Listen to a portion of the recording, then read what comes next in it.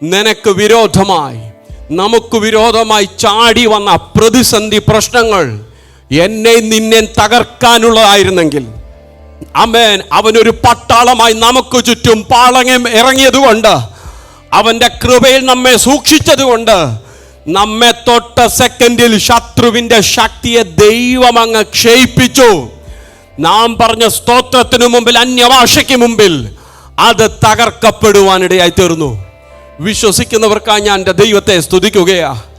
ആമേൻ. ജീവിതത്തിന് നേരെ ആഞ്ഞടിച്ച പ്രതിസന്ധി അതിൻ്റെ മുഴുബലത്തിൽ വന്നിരുന്നെങ്കിൽ ഇവിടെ ഇരിക്കുന്ന പലരും ഇന്ന് ഭൂമിയുടെ പരപ്പിൽ കാണത്തില്ലായിരുന്നു.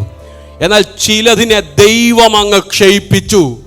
കാര്യം എന്തെന്നറിയാമോ? നീ കൂട്ടായ്മയിൽ വന്നത് വെറുതെ അല്ല, നീ ആരാധന മധ്യേ കടന്നു വന്നത് വെറുതെ അല്ല.